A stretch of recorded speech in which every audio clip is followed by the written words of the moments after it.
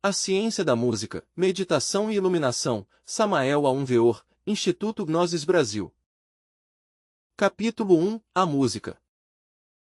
No princípio era o Verbo, e o Verbo estava com Deus, e o Verbo era Deus.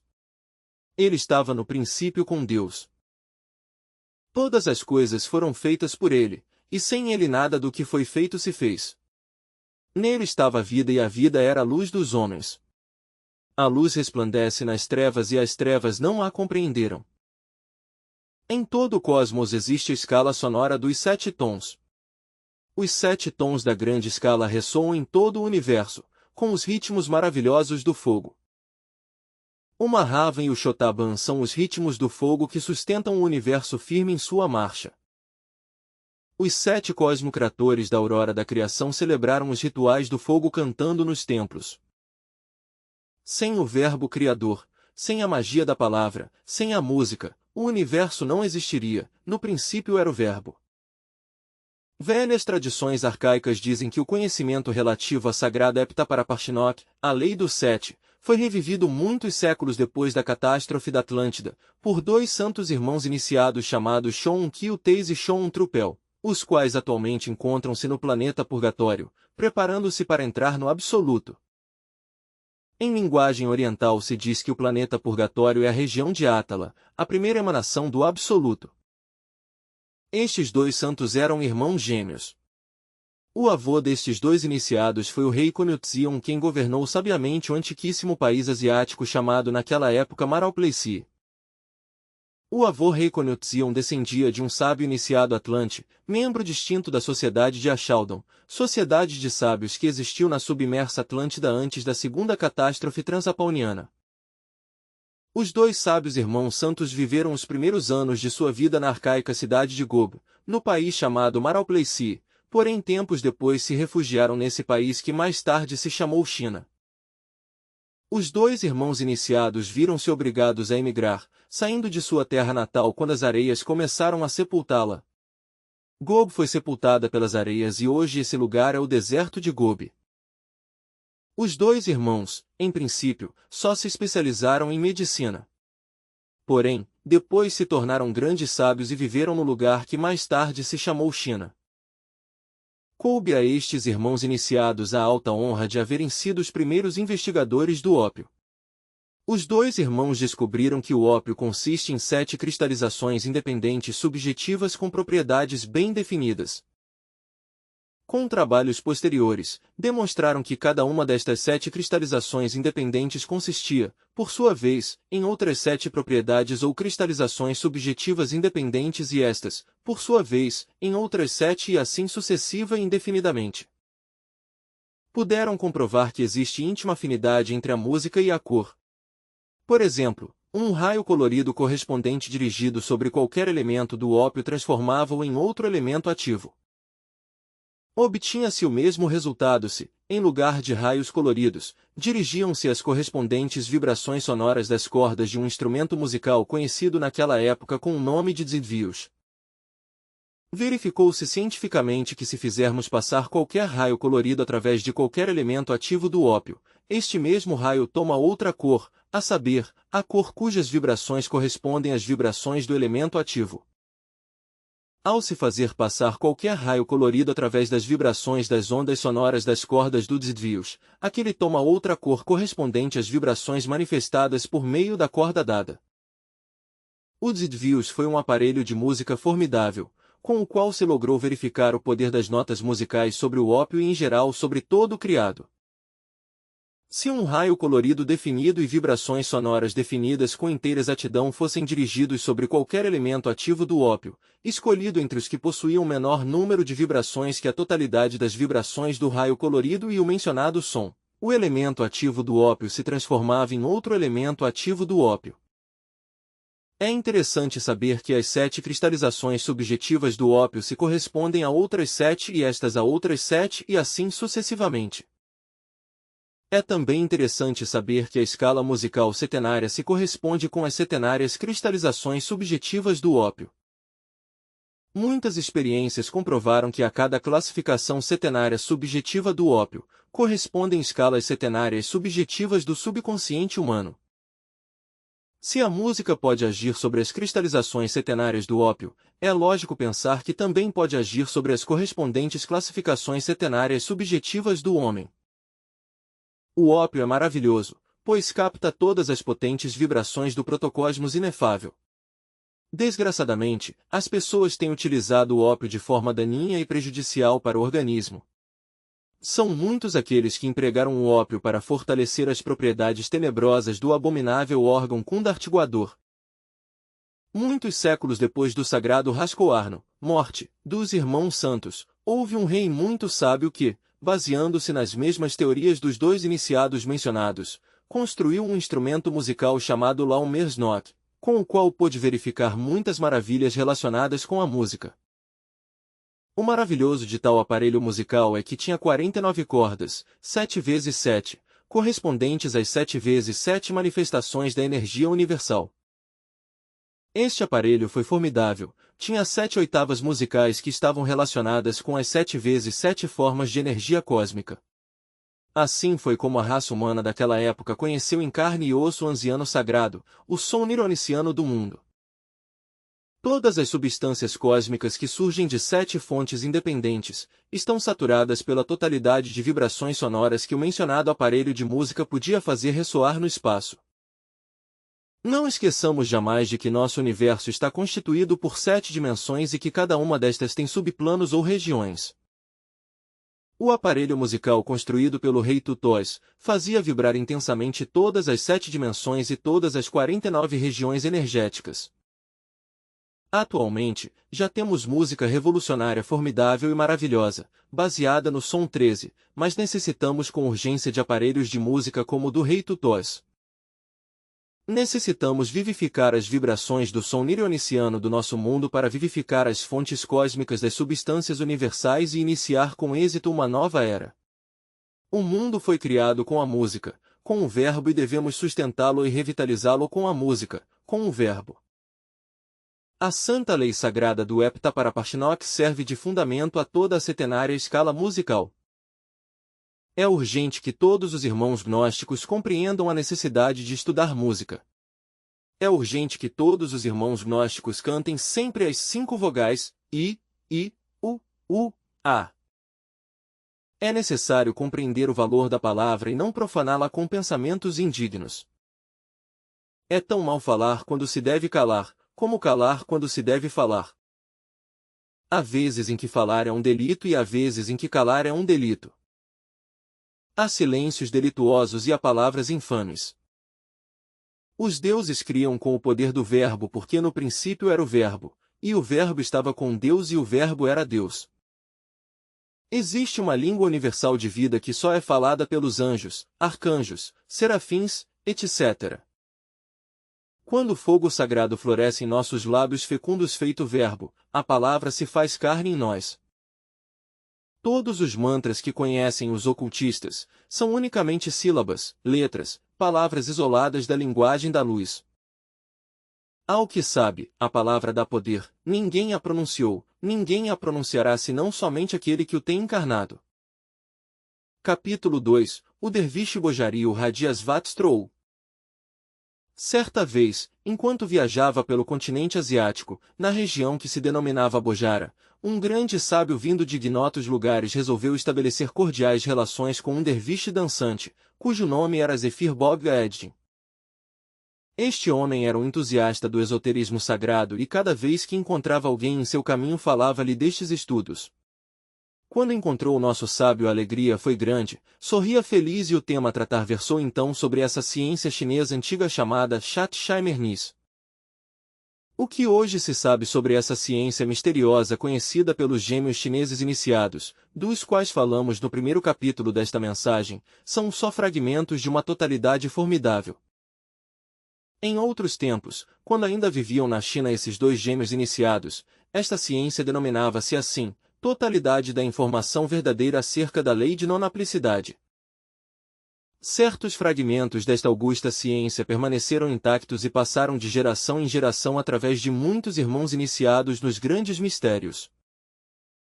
O sábio de nossa história sentiu-se muito feliz ao conversar com o derviche sobre essa antiquíssima ciência chinesa da qual nada sabem os sabichões modernos de tipo ocidental. O nosso sábio chegou ao cúmulo do entusiasmo ao ser informado pelo derviche sobre outro derviche, seu amigo, quem, segundo informações, residia na Bojara Superior afastado de todos e que se dedicava a certos experimentos misteriosos relacionados com essa mesma ciência. O derviche convidou o nosso sábio a dar um passeio por aquelas montanhas da Bojara Superior, com o são e belo propósito de visitar o Anacoreta. 3 dias de viagem por entre montanhas escarpadas e caminhos solitários conduziram os 2 homens desta história até uma pequena garganta situada entre os montes da Bojara Superior. Em dita montanha, de acordo com o relato que chegou até nós, o derviche pediu ao sábio que o ajudasse a afastar uma pequena lâmina de pedra e quando fizeram, apareceu ante os 2 homens uma pequena abertura de cujas bordas partiam 2 barras de ferro. O relato diz que o derviche uniu ambas as barras e começou a escutar muito atentamente. Ao cabo de breves instantes surgiu das mencionadas barras um estranho som e, para a surpresa do sábio de nossa história, o derviche pronunciou sobre a abertura algumas palavras em uma linguagem que lhe era totalmente desconhecida. Quando o derviche terminou de falar, os 2 homens colocaram a placa de pedra em seu lugar e seguiram avançando. Foi ainda muito que tiveram de caminhar por entre vales e montanhas profundas até chegarem a certo lugar onde se detiveram em frente a uma grande rocha. O derviche, em estado de grande tensão, parecia estar aguardando algo muito especial. De repente uma enorme pedra abre-se e forma uma entrada misteriosa que conduz a uma espécie de caverna. Os 2 homens penetraram dentro da caverna e avançaram para o fundo misterioso, podendo observar que o caminho estava iluminado alternadamente por gás e eletricidade. Os 2 homens, depois de percorrerem uma distância considerável dentro da caverna, encontraram um ancião de idade indecifrável, com um corpo muito alto e magro, que os recebeu com as saudações de costume e os conduziu até o interior da caverna. Este era o amigo do derviche, de nome Radias Vatstrov. O ancião ermitão conduziu os 2 homens até uma parte muito cômoda da caverna e em seguida sentaram-se todos em um feltro que cobria o chão e comeram isso que se chama na Ásia frio da Bojara, xilatlau, servido em panelas de barro que o ancião trouxe. Os 2 homens conversaram com o ancião ermitão durante a comida. O tema foi naturalmente a apaixonante ciência chinesa, chamada Shat-Shai-Mernis. A ciência deste velho é a ciência das vibrações. Tudo que é, tudo que foi, tudo que será, está submetido à ciência das vibrações. O ermitão havia dedicado sua vida ao estudo das vibrações, o Shat-Shai-Mernis.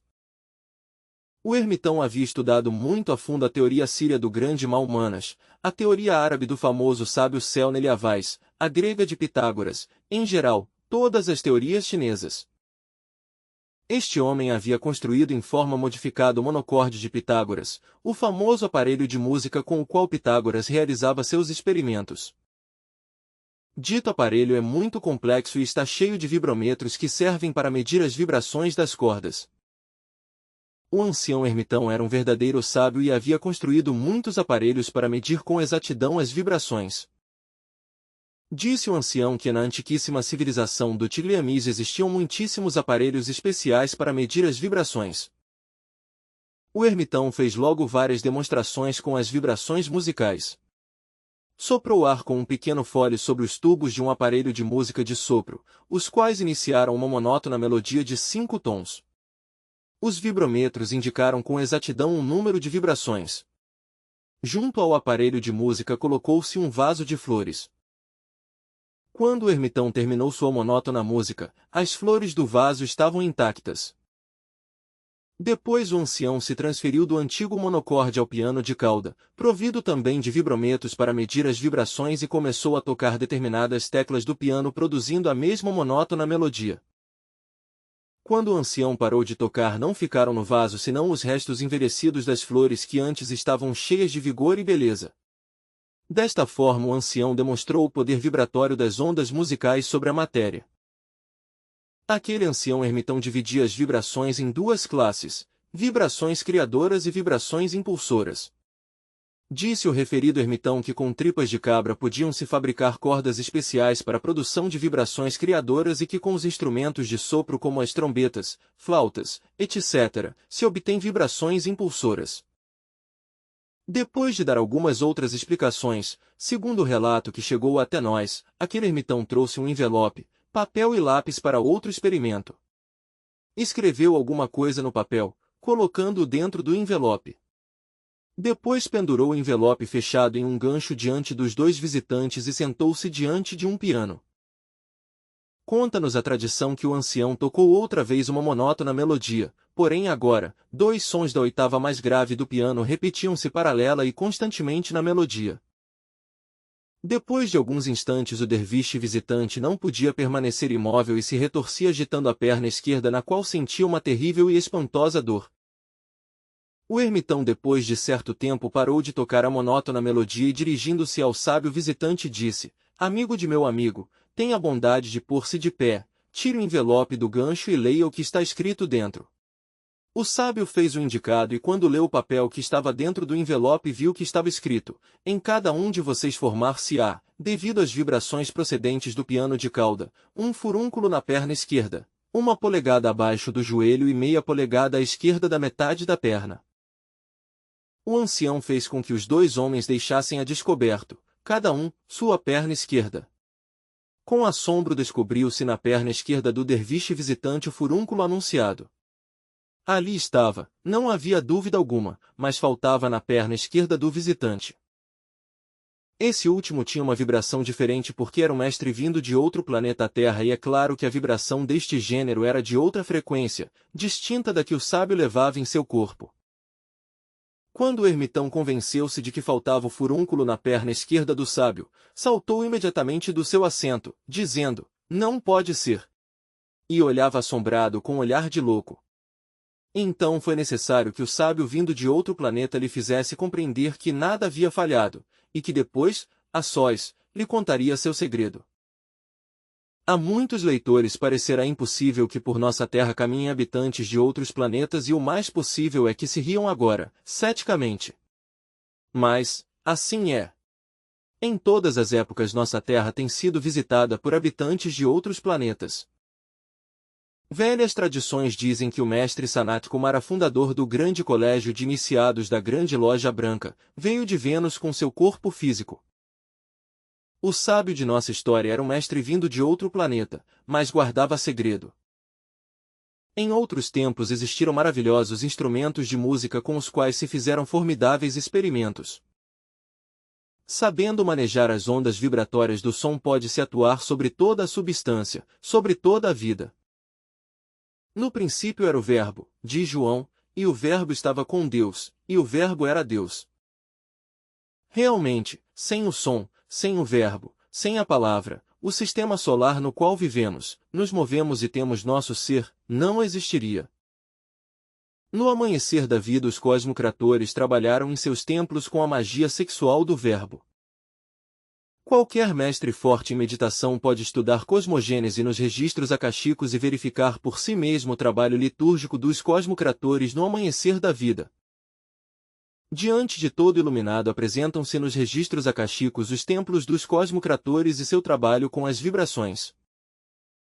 Dentro de cada templo aparecem sentados em seus tronos do Oriente Interno, um sacerdote e uma sacerdotisa. Em cada templo há um plano inferior sobre o qual estão todos os assentos e colunas do templo. Os Elohim mencionados pelas Sagradas Escrituras ocupam esse plano inferior. Esta é a maçonaria primeira. Estas são as oficinas dos cosmocratores. Canta o sacerdote, canta a sacerdotisa e cantam todos os Elohim do templo e suas vozes ressoam no caos. Assim se realizam os rituais do fogo no amanhecer da vida e as três forças, chamadas masculina, feminina e neutra, vibram cientificamente produzindo múltiplos fenômenos na matéria. Então, se faz fecunda a grande mãe, a matéria-prima da grande obra, e brotam os germes de toda a criação. Assim é como nasce o universo do pleroma, assim nasce todo o sistema solar. A magia sexual do Verbo criou este universo no qual vivemos, nos movemos e temos nosso ser. Nosso sistema solar em princípio foi sutil, depois foi se tornando cada vez mais e mais denso até tomar a atual consistência física. Este universo é, portanto, um produto das vibrações do verbo, da música. Capítulo 3 – A Lei do 3. Amadíssimos, é necessário que conheçamos a fundo a Lei do 3. É urgente saber qual é o lugar que ocupamos neste raio maravilhoso da criação. O Filho veio ao mundo para nos salvar e é necessário saber o que é o Pai, o que é o Filho, e o que é o Espírito Santo. Todas as trimurtis sagradas de todas as religiões correspondem às três forças primárias do universo. O Pai, o Filho e o Espírito Santo constituem uma trindade dentro da unidade da vida. Ísis, Osíris e Horus, Brahma, Vishnu e Shiva, etc., são as trimurtis sagradas que representam sempre as mesmas três forças primárias. Todos os fenômenos cósmicos, toda a criação, tem sua base nas três forças primárias. Os cientistas contemporâneos reconhecem a força e a resistência, a força positiva e a força negativa, as células positivas e negativas, isto é, as células masculinas e femininas, etc., porém, ignoram que sem uma terceira força neutra é impossível todo fenômeno, toda a criação. É certo e de toda verdade que uma ou duas forças não podem produzir nenhum fenômeno, porém os cientistas creem que as forças positiva e negativa podem produzir todos os fenômenos. Se estudarmos a nós mesmos profundamente, poderemos descobrir as três forças em ação. A eletricidade não só é positiva e negativa. Existe eletricidade em sua forma neutra. Uma ou duas forças não podem jamais produzir nenhum fenômeno e cada vez que observamos a detenção no desenvolvimento de qualquer coisa, podemos dizer com absoluta certeza que ali falta a terceira força. As três forças primárias se separam e se unem novamente, se dividem e se multiplicam cosmicamente. No absoluto e manifestado, as três forças primárias constituem uma unidade indivisível e autoconsciente em forma íntegra. Durante a manifestação cósmica, as três forças primárias se separam e se unem e naqueles pontos onde as três concorrem criam-se fenômenos, mundos, universos, etc. Estas três forças no raio da criação parecem três vontades, três consciências, três unidades. Cada uma destas três forças contém em si mesma todas as possibilidades das três. Não obstante, em seu ponto de conjunção, cada uma delas manifesta somente um princípio, o positivo, o negativo ou o neutro. É interessantíssimo ver as três forças em ação. Elas se separam, afastam-se e depois se reencontram para formar novas trindades diferentes, que originam novos mundos, novas criações cósmicas. No absoluto, as três forças são o Logos único, a variedade dentro da unidade total, o Pai, o Filho e o Espírito Santo constituindo um todo onisciente e onimisericordioso. O mestre G, falando a seus discípulos sobre a lei do 3, disse: imaginemos o absoluto como um círculo no qual há um número de outros círculos, ou seja, mundos de segunda ordem. Tomemos um destes círculos. Designemos o absoluto com o número 1 porque as três forças constituem um todo nele. Designaremos os pequenos círculos com o número 3, porque em um mundo de segunda ordem as três forças estão divididas. As três forças divididas em mundos de segunda ordem criam, fabricam, novos mundos de uma terceira ordem ao se juntarem em cada um deles. Tomemos um destes mundos. Os mundos de terceira ordem, criados, fabricados, pelas três forças que já atuam semi-mecanicamente, deixam de depender da vontade única do absoluto e passam a depender de três leis mecânicas. Estes mundos foram criados pelas três forças, e havendo sido criados, manifestam três forças novas e próprias. Assim teremos que o número de forças que atuam nos mundos de uma terceira ordem serão 6 no total. No diagrama se designa o círculo de terceira ordem com o número 6, 3 mais 3. Por sua vez, estes mundos criam novos mundos de uma quarta ordem. Nos mundos de quarta ordem atuam 3 forças do mundo de segunda ordem, 6 forças do mundo de terceira ordem e 3 forças próprias, no total 12 forças. Tomemos um destes mundos e designemo-lo com o número 12, 3 mais 6 mais 3. Como estão sujeitos a um maior número de leis, estes mundos encontram-se ainda mais afastados da vontade do absoluto e são ainda mais mecânicos. Os mundos criados dentro destes últimos estão sob o governo de 24 forças, 3 mais 6 mais 12 mais 3. Os mundos criados dentro destes estarão por sua vez governados por 48 forças e esta soma, 48, resulta do seguinte: 3 forças resultantes do mundo que segue imediatamente ao absoluto, 6 do seguinte, 12 do que segue a este, 24 do subsequente 3 próprias, 3 mais 6 mais 12 mais 24 mais 3, ou seja, 48 no total. Os mundos criados dentro dos mundos 48 estarão sob o governo de 96 forças, 3 mais 6 mais 12 mais 24 mais 48 mais 3. Os mundos da seguinte ordem estarão sob o governo de 192 forças, e assim por diante. Se analisarmos a fundo estes cálculos matemáticos do mestre G, devemos compreender que o mundo de 96 leis é o primeiro plano submerso do abismo e que o mundo de 192 leis corresponde ao segundo plano submerso do abismo. O abismo é o reino mineral e está situado sob a superfície da Terra. O abismo é o Tártaros grego, o Aviti hindu, o Averno romano, o inferno cristão, etc. O abismo tem 7 regiões submersas. E essas são os infernos atômicos da natureza. A lei do 3 nos permite saber quantas leis governam cada região submersa do inferno.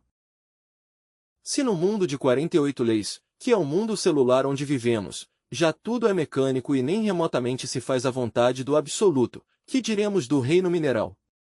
No reino mineral submerso nem sequer se recorda a vontade do absoluto. O raio da criação começa no absoluto e termina no inferno. A ordem do raio da criação é assim: 1 absoluto. 2 todos os mundos. 3 todos os sóis. 4 o Sol. 5 todos os planetas. 6 a Terra. 7 o inferno. Lamentamos ter que divergir do mestre G na questão da Lua. O mestre G crê que o raio da criação começa no absoluto e termina na Lua. O mestre G supõe que a Lua é um fragmento desprendido da Terra em um remoto passado arcaico. O mestre G crê que a Lua é um mundo que está nascendo e que se alimenta da vitalidade terrestre. Os que estivemos ativos no passado dia cósmico, sabemos perfeitamente que a Lua foi um mundo como a Terra, um mundo submetido a muitos processos evolutivos e involutivos, um mundo que teve vida em abundância e que já morreu. A Lua é um cadáver. A Lua pertence ao passado raio da criação. A Lua não pertence ao nosso atual raio da criação. A influência lunar é do tipo subconsciente submerso e controla as regiões tenebrosas do abismo terrestre. Por isso é que estas regiões são chamadas em esoterismo de regiões sublunares submersas. Essas são as trevas exteriores onde há choro e ranger de dentes. Nós vivemos normalmente neste mundo celular das 48 leis e é muito interessante saber que a célula animal da qual provém por gestação o organismo humano, tem 48 cromossomos. Se no mundo e em todos os mundos de terceira ordem criados pelas 3 forças que já atuam semi-mecanicamente, já não se faz a vontade do absoluto, muito menos se fazendo a tal vontade neste mundo de 48 leis no qual vivemos, nos movemos e temos nosso ser. Somente um consolo nos resta, embora seja no fundo terrível, e é que abaixo de nós, sob a superfície da Terra existem mundos de 96, 192 forças e ainda muito mais, que são tremendamente mais complicados e terrivelmente materialistas, onde nem sequer se recorda que existe a vontade do absoluto. O absoluto cria seu plano cósmico no mundo das 3 leis e depois tudo continua mecanicamente. Nós estamos separados do absoluto por 48 leis mecânicas que nos fazem a vida espantosamente mecânica e terrivelmente tediosa. Se fabricarmos para nós mesmos um corpo astral verdadeiro, não confundir com o corpo de desejos de que nos fala Max Endel, nos libertamos da metade destas leis e ficamos submetidos às 24 ordens de leis que governam sabiamente o mundo planetário. Fabricar um corpo solar, isto é, um corpo astral autêntico, significa de fato estar um passo mais próximo do absoluto. Se após havermos fabricado o corpo astral nos dermos ao luxo de fabricar o corpo mental, não confundir este com o mental que usam normalmente os vivos e os mortos, que é do tipo lunar animal, daremos outro grande passo rumo ao absoluto e ficamos submetidos às 12 leis solares. Se fabricarmos o corpo da vontade consciente ou corpo causal, não confundir com a essência anímica depositada dentro da mente lunar, então nos libertamos das 12 leis solares e ficamos submetidos a 6 ordens de leis cósmicas. Isso significa dar um terceiro passo para o absoluto. O quarto passo nos leva ao absoluto mesmo, ao protocosmos divino, o qual está governado por 3 leis apenas. O protocosmos é espírito divino e se acha submerso no seio do absoluto. Todos os 6 mundos do protocosmos estão constituídos pela divina substância do espírito divino. Nós podemos subir ou baixar, regressar ao absoluto ou descer ao reino mineral. As almas que entram no reino mineral ficam submetidas primeiro a 96 ordens de leis, depois a 192, e conforme vão evoluindo nesse reino submerso, vão se complicando com maior e maior número de leis. Os que entram no abismo mineral evoluem, retrocedem, baixando pelos reinos animal, vegetal e mineral. Quando os perdidos chegam ao estado mineral, quando se fossilizam totalmente sob a superfície da Terra, então de fato se desintegram, se reduzem a pó. O abismo é o crisol de fundição. É necessário que os tenebrosos se desintegrem no abismo para que a essência, a alma, se libere e regresse a seu espírito divino de onde um dia saiu. No crisol de fundição, as almas petrificadas são fundidas pelo processo cósmico que Ibsen simbolizou como fundidor de botões em PYNT. Tal fundição das formas petrificadas e rígidas que perderam a possibilidade de desenvolver-se, é claro que traz consigo espantosos sofrimentos e terríveis amarguras indescritíveis. O crisol de fundição tem por objetivo restaurar o produto psíquico defeituoso, retorná-lo a seu estado natural de pureza primitiva e libertá-lo dos corpos lunares depois de desintegrar o eu por meio da involução submersa. No crisol de fundição cósmica se reduzem a pó os corpos lunares e o ego. Somente reduzindo-se a pó o ego e seus corpos lunares, pode libertar-se do abismo a essência, a alma, o princípio psíquico. Um sábio autor dizia, a descida ao inferno é, portanto, uma viagem para trás na involução, uma submersão em densidade sempre crescente, em obscuridade, rigidez e em um tédio inconcebível de tempo, uma queda para trás através das idades ao caos primitivo, onde a infinita ascensão para o conhecimento de Deus tem que começar outra vez desde o princípio. O livro tibetano dos mortos diz, referindo-se ao abismo, ao cair aí, terás que sofrer padecimentos insuportáveis e donde não há tempo certo de escapar. Dante situa o inferno dentro do interior da Terra e o considera formado por esferas concêntricas de densidade crescente. Essas esferas são do tipo sublunar. Cada uma dessas esferas submersas está governada por uma esmagadora quantidade de leis que podem começar por 96, continuar com 192 e multiplicarem-se sucessivamente de acordo com a lei do 3. Um mestre, falando do inferno, dizia, está o Naraka-Hindu situado debaixo da terra e debaixo das águas. Este é o Aramu babilônico, a terra do não retorno, a região da obscuridade, a casa na qual o que entra não segue adiante, o caminho do qual o viajante nunca regressa, a casa cujos habitantes não veem a luz, a região onde o pó é o pão e o lodo seu alimento. Esse é o Tártaros grego ao qual conduzia a boca da terra onde flui uma quantidade de fogo e há enormes rios de fogo e muitos rios de lodo, uma caverna na terra que é a maior de todas elas, e ademais atravessa toda a terra. Aqueles considerados incuráveis são lançados pelo anjo no Tártaros e daí não saem mais. Este é o Amenta egípcio representado no plano cósmico da Grande Pirâmide por uma câmara pétrea obscura e 100 pés abaixo da superfície, cujo piso se deixou informe e da qual um passadiço final conduz a nenhuma parte. Inferno vem da palavra latina infernus e esta palavra significa região inferior. A região inferior não é a região celular em que vivemos. A região inferior é o submundo, o reino mineral submerso, sob a superfície da crosta terrestre. O inferno é então um submundo com 7 regiões dentro da Terra. A litosfera é o reino dos minerais e a barisfera é o reino dos metais. Todos os seres humanos um pouco mais tarde ou um pouco mais cedo se identificam com o reino mineral por sua persistência no crime e terminam por entrar no reino mineral, para correr a sorte dos minerais. Os processos geológicos e o tempo geológico são espantosamente lentos e dolorosos. Raros são os seres humanos que resolvem libertar-se das 48, 24, 12 e 6 leis para entrar ao absoluto. A humanidade, em seu conjunto, prefere sempre passar das 48 para as 96 leis. É mais fácil entrar no mundo das 96 leis do que se libertar das 48 e a humanidade prefere sempre o mais fácil.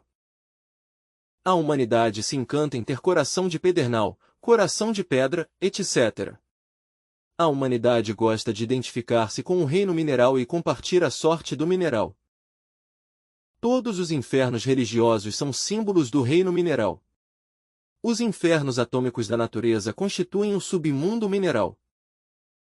O normal, o natural, é que a humanidade em sua quase totalidade entre no reino mineral. O estranho, o revolucionário, é que alguns se autorrealizem e depois de libertar-se de todas as leis entrem no absoluto. Libertar-se das 48 leis, das 24, das 12 e das 6 significa fazer tremendos superesforços e as pessoas não gostam destes superesforços. A gente quer sempre o mais cômodo, o mais fácil, e por isso é que quase todos os seres humanos mais cedo ou mais tarde, deixam de nascer para entrar no submundo das 96 leis. Só por meio da revolução da consciência podemos nos libertar das 48, 24, 12 e das 6 leis, porém a revolução da consciência não agrada às pessoas. Todo mundo prefere dançar, embebedar-se, fornicar, adulterar, conseguir muito dinheiro, etc., etc. Isto é mais cômodo para as pessoas que a revolução da consciência. A revolução da consciência tem 3 fatores que não agradam às pessoas. Primeiro, morrer. Segundo, nascer. Terceiro, sacrifício pela humanidade. As pessoas acham muito difícil isso. Raro é aquele que quer morrer, isto é, desintegrar seu querido eu. Raro é aquele que de verdade se resolve a efetuar a conexão sexual sem ejaculação do sêmen com o propósito de fabricar o legítimo corpo astral, o autêntico mental e o verdadeiro causal, ou o corpo da vontade consciente. Raro é aquele que está resolvido a sacrificar-se pela salvação do mundo. As pessoas preferem gozar os prazeres da terra e entrar no submundo mineral para correr a sorte dos minerais, isso é mais fácil, mais cômodo, mais suave. A revolução da consciência requer tremendos superesforços e as pessoas não gostam de nada que as incomode. Capítulo 4 A materialidade cósmica. A ciência da música com a devida combinação científica e matemática das vibrações, atuando sobre a matéria-prima da grande obra, sobre o enseminis caótico e pré-cósmico, origina 7 ordens de mundos com 7 estados de materialidade. As escolas esotéricas ensinam que no mundo há 7 planos de consciência cósmica. Não podemos esquecer também que dentro do nosso mundo, sob a superfície da Terra, existem 7 regiões atômicas submersas, que são os infernos atômicos da natureza. A Santa Heptaparaparshinok, a lei do 7, é fundamental em todo o criado. As vibrações sonoras de 7 centros de gravidade deram origem a todos os processos troglotogocráticos, alimentação recíproca de todo o existente. Tais processos vêm por último a dar cristalização a todas as concentrações de mundos. A música, o verbo, origina as chamadas sucessões dos processos da fusão mútua das vibrações. Graças a essa lei da mútua alimentação de todo o existente, sob o impulso científico das vibrações sonoras, umas vibrações fluem de outras e as substâncias cósmicas de diferente densidade e vivificação unem-se e desunem-se entre elas, formando concentrações grandes e pequenas relativamente independentes, resultando de tudo isso o universo. A primeira ordem de mundos é de uma materialidade muito espiritual e está no seio de aquilo que não tem nome. A segunda ordem de mundos tem um tipo maior de materialidade. Na terceira ordem de mundos a materialidade aumenta e assim sucessivamente. Em cada uma das 7 ordens há um escalonamento septenário da materialidade. O mundo e o universo em geral está formado de vibrações e matérias. Energia é igual a massa multiplicada pela velocidade da luz ao quadrado. A massa se transforma em energia, a energia se transforma em massa. A matéria acha-se em estado vibrante, a velocidade da vibração está em proporção inversa à densidade da matéria. Cada átomo da primeira ordem de mundos só contém dentro de si mesmo um átomo do absoluto e por isso a primeira ordem dos mundos é 100% espiritual. Cada átomo da segunda ordem de mundos contém 3 átomos do absoluto e por isso tem algo mais de materialidade, mas ainda é muito espiritual. Cada átomo da terceira ordem de mundos contém dentro de si mesmo 6 átomos do absoluto, e é claro que a materialidade é ainda maior. Cada átomo da quarta ordem de mundos contém dentro de si mesmo 12 partículas primordiais, isto é, 12 átomos do absoluto e por isso é lógico dizer que a quarta ordem de mundos tem maior materialidade que as 3 ordens precedentes. Cada átomo da quinta ordem de mundos tem dentro de si mesmo 24 átomos do absoluto e por isso é claro que a materialidade é ainda maior. Nós, pobres animais intelectuais condenados por desgraça à pena de viver, temos realmente a má sorte de existir neste afastado e obscuro rincão do universo que pertence a uma sexta ordem de mundos. Cada átomo de nosso mundo de 48 leis contém, dentro de si mesmo, 48 átomos do absoluto. A materialidade de nosso mundo é horrível e tudo que se consegue com suprema facilidade nos mundos 6, 12 ou 3, aqui só se consegue sangrando e com sofrimentos indizíveis. Abaixo de nós está o submundo onde a materialidade é espantosamente horrível. A primeira região do abismo tem átomos que contêm, cada um dentro de si mesmo, nada menos que 96 leis, 96 partículas primárias, 96 átomos do absoluto. Na segunda região do reino mineral cada átomo tem 192 átomos do absoluto e assim sucessivamente. O reino mineral é pois espantosamente materialista e por isso a vida debaixo da terra é realmente um inferno. Contudo é bom esclarecer que o inferno tem sua missão, é o crematório cósmico e por isso se torna necessário. Alguém, cujo nome não menciono, disse, inferno vem da palavra latina infernus, região inferior e por isso o inferno é este mundo em que vivemos. Esse alguém se equivocou porque esta região celular em que vivemos não é a região inferior. Vivemos na sexta ordem de mundos governados por 48 leis e o inferior é o sétimo, de acordo com a lei do 7. Já sabemos que o sétimo mundo é o submundo cuja primeira região está governada por 96 leis. O inferno não é um lugar com chamas, o inferno é o submundo, contudo é lógico dizer que no submundo ardem as chamas das paixões. Todos os infernos religiosos são unicamente símbolos do submundo. O tempo no reino mineral é tempo das rochas, tempo espantosamente lento e terrivelmente tedioso. Cada pequeno acontecimento no submundo equivale a 80, 800, 8.000 e 80.000 anos. Os perdidos da antiga terra-lua chamados Lucíferes, Ahrimans ou Anagaricas de turbante vermelho, ainda vivem nesse reino mineral submerso e acham que vão muito bem, que estão progredindo. Os perdidos sempre acham que vão muito bem e estão cheios de muito boas intenções. Capítulo 5 A Natureza. O pobre animal intelectual, falsamente chamado homem, pode desenvolver todas suas ocultas possibilidades se o quiser, porém, o desenvolvimento de todas essas possibilidades realmente não é uma lei. A lei, para o homem-máquina, é nascer, crescer, reproduzir-se e morrer dentro do círculo vicioso das leis mecânicas da natureza. Jesus, o Cristo, disse o seguinte, esforçai-vos em entrar pela porta estreita, porque vos digo que muitos procurarão entrar e não poderão.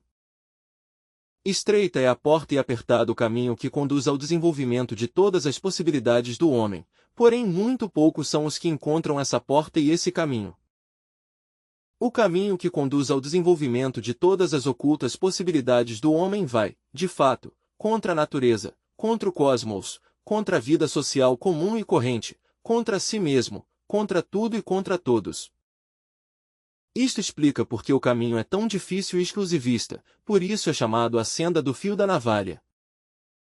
Este é um caminho muito amargo, mais amargo que o fel, é o oposto à vida corrente, à vida de todos os dias. baseia-se em outra classe de princípios, está submetido a outras leis. O pobre animal intelectual, equivocadamente chamado homem, pode desenvolver todas suas possibilidades se assim o quiser, mas também podem essas possibilidades ficar sem desenvolvimento algum e até podem perder-se totalmente. Muitos pseudo-esoteristas e pseudo-ocultistas supõem, equivocadamente, que tais possibilidades podem desenvolver-se mediante a sábia lei da evolução, porém esse conceito é totalmente falso porque nenhuma mecânica pode desenvolver todas as nossas possibilidades latentes. A autorrealização íntima do homem não é jamais o produto de nenhuma mecânica, mas é o resultado de um trabalho consciente, feito com suma paciência e dor, por nós mesmos e dentro de nós mesmos. Só mediante sucessivos e ininterruptos trabalhos autoconscientes dentro de nós mesmos, podemos desenvolver todas as nossas ocultas possibilidades. A lei da evolução e progresso e a lei da involução e retrocesso são duas leis mecânicas que trabalham em forma harmoniosa e coordenada em toda a natureza. Tudo evolui e involui, avança e retrocede. Existe evolução em todos os organismos que nascem e se desenvolvem. Existe involução em todos os organismos que envelhecem e morrem. Na vida ordinária de todos os dias, com todas suas escolas pseudo-esotéricas, pseudo-ocultistas, espiritualistas, científicas, etc., não existe nada que tenha todas as possibilidades do caminho e, tarde ou cedo, só podem conduzir-nos à morte, não podem levar-nos a nenhuma outra coisa. A senda do fio da navalha está cheia de perigos por dentro e por fora. É muito raro aquele que encontra o caminho, porém, mais raro ainda é achar alguém que não abandone o caminho e chegue à meta. No mundo existem muitas escolas pseudo-esotéricas, pseudo-ocultistas com muito boas intenções e preciosos estudos que a ninguém prejudicam e a todos beneficiam, porém esse não é o caminho. Certamente, o caminho é demasiado oculto. Os pseudo-esoteristas, pseudo-ocultistas e membros de muitas irmandades muito bonitas aborrecem o caminho e qualificam-no de magia negra. A evolução mecânica do animal intelectual, equivocadamente chamado homem, é necessária para a natureza até certo ponto muito bem definido, mas além de tal ponto, a evolução mecânica do bípede humano se torna não somente desnecessária para a natureza, mas também prejudicial para ela. Os processos evolutivos e involutivos da humanidade se correspondem com os períodos de evolução e involução dos planetas no espaço. Falando essencialmente, diremos que, em realidade, a humanidade não evolui. Produzem-se muitas modificações na periferia da consciência humana, porém nenhuma no centro da consciência humana. As multidões que aplaudiam a Nero e pediam a crucificação do Cristo Jesus, as multidões que gozavam apedrejando os profetas, são as mesmas. Apenas mudaram de corpos e de costumes. A essência permanece a mesma, não progrediu. Os planetas produzem mudanças às vezes evolutivas, às vezes involutivas, na periferia do animal intelectual, caem e se levantam novas civilizações, porém a alma, a essência, permanece a mesma, não progrediu. Este triste formigueiro humano vive sobre a superfície da Terra para cumprir com os propósitos da natureza. A Terra não desperdiça nada porque quer viver e utiliza igualmente tanto os produtos da evolução como os da degeneração, mesmo quando em cada caso os propósitos sejam totalmente diferentes. O animal intelectual pode converter-se em homem de verdade mediante a autorrealização íntima, porém a autorrealização de todas as massas humanas não somente é algo impossível, como também prejudicial para o planeta em que vivemos. A natureza não necessita da autorrealização íntima do homem. Isto é até contrário a seus próprios interesses. Por esse motivo existem determinadas forças muito especiais, infelizmente negras, que se opõem à autorrealização íntima das multidões humanas. A vida da humanidade dividiu-se em duas correntes desde a época da famosa civilização ticramichiana, que existiu muitos séculos antes que nascesse a Babilônia. O Evangelho cristão nos fala dos dois rebanhos, o rebanho das ovelhas e o rebanho dos cabritos. Não há dúvida alguma de que a quase totalidade dos seres humanos que povoam a Terra pertence, de fato e por direito próprio, ao reino dos cabritos. A natureza devora seus próprios filhos, a natureza come seus cabritos que são tão numerosos como as areias do mar.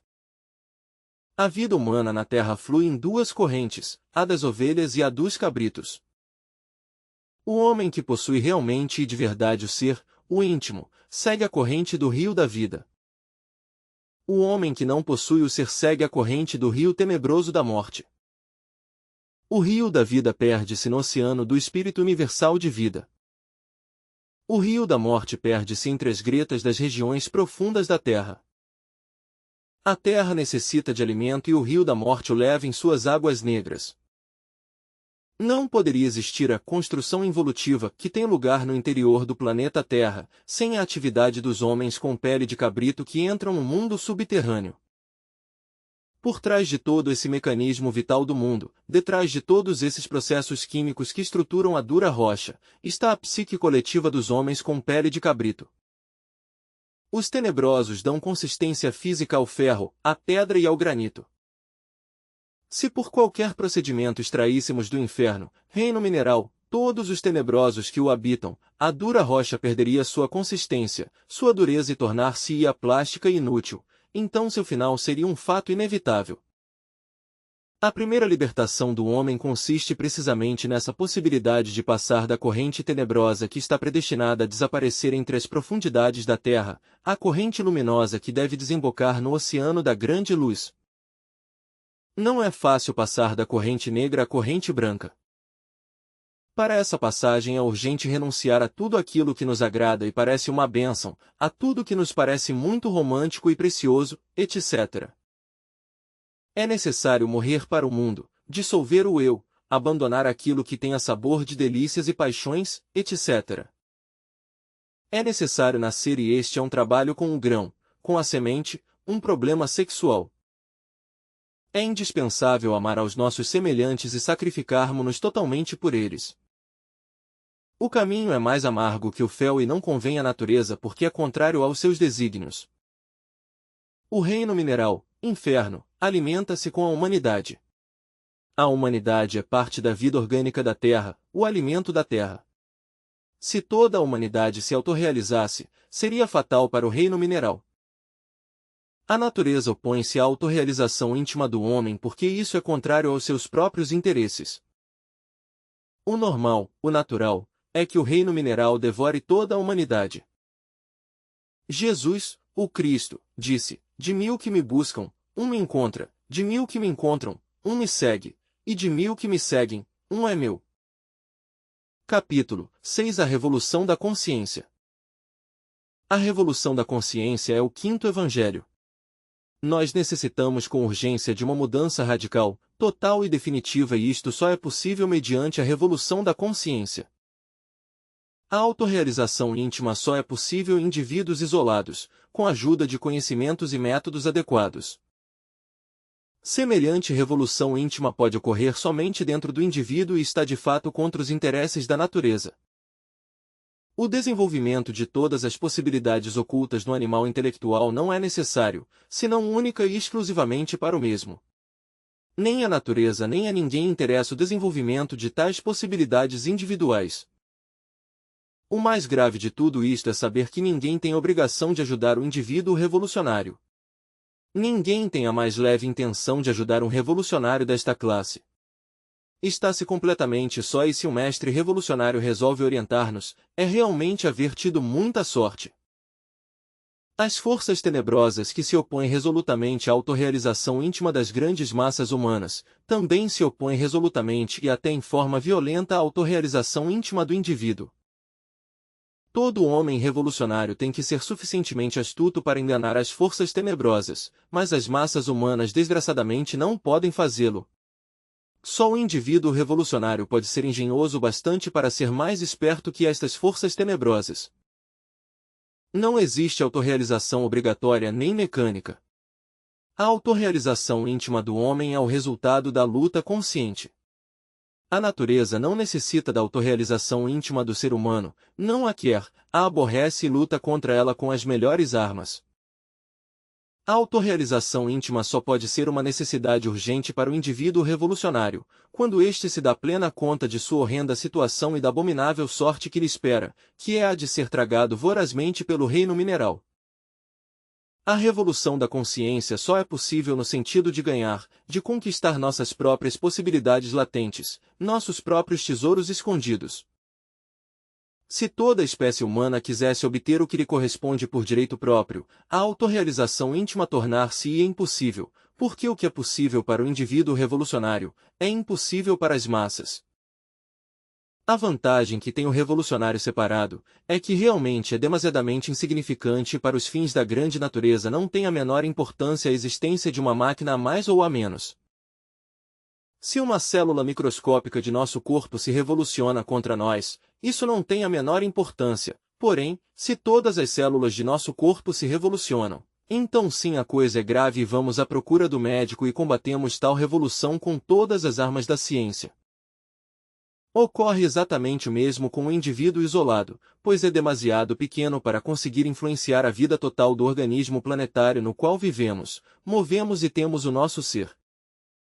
Aqueles que afirmam que todos os seres humanos chegarão cedo ou tarde à autorrealização íntima mediante a evolução da natureza, são uns tremendos mentirosos, uns farsantes, uns embusteiros, porque jamais existiu nem nunca existirá autorrealização mecânica.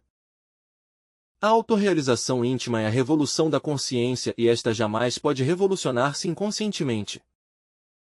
A revolução do homem é a revolução de sua vontade e jamais poderia ser uma revolução involuntária de tipo mecânico. A autorrealização íntima é o resultado de supremos autoesforços, voluntários e perfeitamente autoconscientes. A autorrealização íntima exige tremendos superesforços individuais e estes só são possíveis mediante a revolução da consciência. Jesus, o Cristo, jamais prometeu o reino a todos os seres humanos. Jesus faz ênfase na dificuldade para entrarmos no reino. A árvore que não dá fruto, será cortada e lançada ao fogo. Muitos são os chamados e poucos os escolhidos.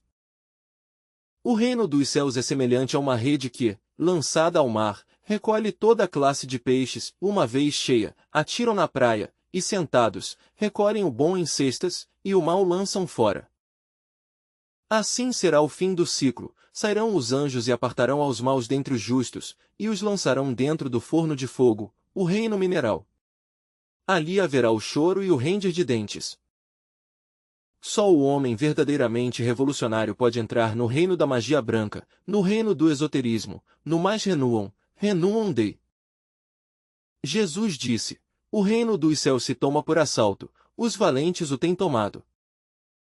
O normal, o natural, é que a raça de animais intelectuais, falsamente chamados homens, caia no abismo, que seja devorada por Amin, o devorador dos mortos, cujas mandíbulas de crocodilo são uma prefiguração de todas as bocas do inferno da Idade Média. Este monstro abominável, símbolo do reino mineral com suas 7 regiões atômicas submersas, em parte réptil, em parte leão e em parte hipopótamo, que surge, segundo o dizer dos egípcios, de um lago de fogo ardente, é o devorador de corações, o devorador dos não vingados, e para os egípcios simbolizava uma espécie de terrível abutre cósmico, cujas funções eram consumir os detritos ou despojos da humanidade. Não é raro que alguém entre no reino mineral, isso é o normal e o reino mineral necessita disso para seu alimento psíquico. O que sim é raro é que alguém entre no reino da alta magia, porque em dito reino só entram os revolucionários da consciência, ardentes como o fogo. Capítulo 7. Os 3 fatores. Os 3 fatores da revolução da consciência são os seguintes: primeiro, nascer; segundo, morrer; terceiro, sacrifício pela humanidade. Torna-se totalmente impossível celebrar o Natal do coração se não nasce em nós o Cristo. Quem quiser celebrar com júbilo o Natal do coração, deve fabricar os corpos existenciais superiores do ser. Só fabricando os corpos existenciais superiores do ser podemos encarnar o Cristo íntimo. Já em todas nossas passadas mensagens dissemos que os atuais corpos internos mencionados pelas escolas pseudoesotéricas e pseudo-ocultistas não servem para nossa autorrealização íntima porque são corpos lunares. Nós necessitamos, com urgência, fabricar os corpos solares, os corpos existenciais superiores do ser. A fabricação desses corpos solares só é possível praticando Maituna, magia sexual, com o objetivo de transmutar o famoso hidrogênio sexual, Si-12. Só com o hidrogênio sexual Si12 podemos fabricar os corpos existenciais superiores do ser. É totalmente impossível encarnar o ser se não possuímos os corpos solares. É absolutamente impossível possuir os corpos solares se não os fabricarmos por meio do Maituna. A chave do Maituna já demos muitíssimas vezes, porém temos que repeti-la para aqueles que não a conhecem. Conexão sexual do Lingam Yoni sem derramar jamais o enseminis e isto durante toda a vida. Muito temos esclarecido, muito temos dito também em passadas mensagens sobre a necessidade de sabermos morrer. É urgente a morte mística, a morte do eu, do mim mesmo, do si mesmo. Temos explicado bastante que o eu é legião de diabos. É urgente desintegrar esse eu, reduzi-lo a pó com o único propósito de que dentro de nós só existe o ser. É claro que, para desintegrar o eu, necessita-se de uma ética revolucionária baseada na psicologia. Nós ensinamos essa ética, nós ensinamos essa psicologia. A dissolução do eu é revolução radical, total e definitiva. O terceiro fator da revolução da consciência consiste em sacrificar-se pela humanidade, em mostrar o caminho a outros. Isso é caridade bem entendida, isso é amor. Muito temos explicado e muito temos dito em nossas passadas mensagens sobre os três fatores básicos da revolução da consciência, porém as pessoas são tíbias e Cristo disse, sede frios ou quentes, porém não mornos porque os mornos serão vomitados de minha boca.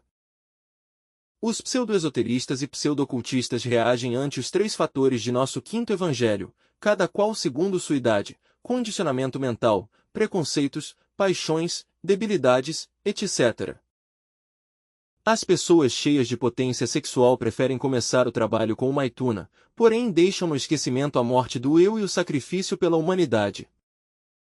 Os pobres velhos decrépitos, anciães e anciãs, assim como os enfermos, os impotentes, preferem começar o trabalho com a dissolução do eu, porém, cometem o erro de confundir nossa ética revolucionária com essa falsa moral morna, subjetiva e insípida, incoerente, absurda, tão alardeada por todos os irmãozinhos das diferentes escolas pseudo-esoteristas e pseudo-ocultistas. Por último, existem alguns irmãozinhos das escolas acima citadas, que preferem começar o trabalho sacrificando-se pela humanidade, fazendo algo por seus semelhantes, porém cometem o erro de esquecer a dissolução do eu e o Maituna, magia sexual. Existem também muitíssimos casos de pessoas sexualmente potentes e cheias de vida, que preferem começar o trabalho com a dissolução do eu, porém não são revolucionárias. Querem dissolver o eu com essa falsa moral dos mentecaptos, com essa moral antiquada anteriormente citada e que existe em abundância, como já dissemos, entre os irmãozinhos de todas as escolas pseudo-esotéricas e pseudo-ocultistas. Estas pessoas geralmente costumam dizer, com certo ar de santarronice, a primeira coisa que necessitamos é a moral, porque sem esta não há nada, tudo o mais que venha depois. Assim se escapam, fugindo para refugiar-se nessa inércia pesada e horrível da falsa moral. É claro que toda essa gente fracassa inevitavelmente ainda quando tenham neste mundo milhões de vidas, finalmente deixam de nascer para entrar no reino mineral. O abismo está cheio de equivocados sinceros e de pessoas cheias de muito boas intenções. É correto que um ancião impotente adie o Maituna para sua futura vida e que comece o trabalho dissolvendo o eu, porém, não é correto querer dissolver o eu à base de santarronice.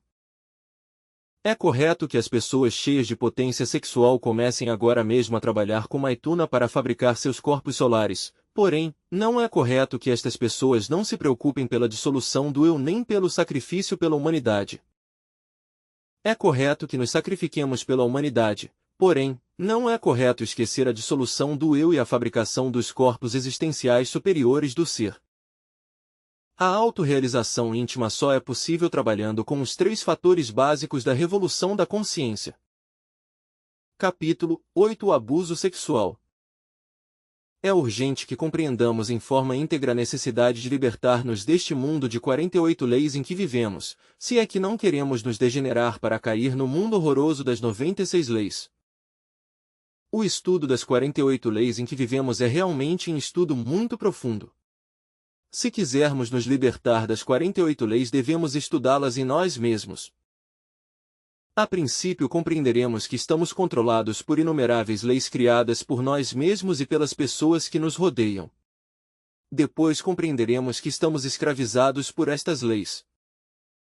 Quando começamos a nos libertar de todas essas leis aborrecedoras criadas pela sociedade, é claro que nossos semelhantes convertem-se em nossos inimigos, porque já não coincidimos com eles na forma equivocada de pensar, sentir e agir.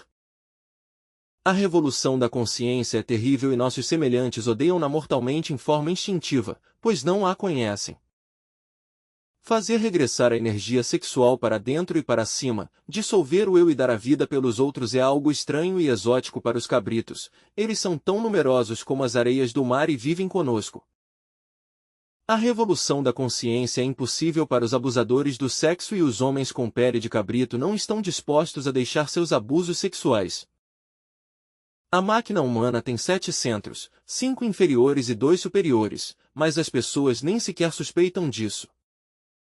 Vamos estudar os 5 centros inferiores. O primeiro é o centro intelectual. O segundo é o centro emocional. O terceiro é o centro do movimento.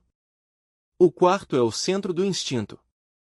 O quinto é o centro do sexo. Não cabe dúvida alguma de que o sexo é o centro de gravidade de todas as atividades humanas.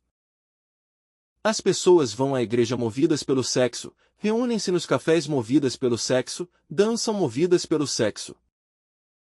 Quando o homem encontra sua companheira e ambos se unem sexualmente, a sociedade começou. A mecanicidade do sexo é espantosa e o animal intelectual não quer compreender isso.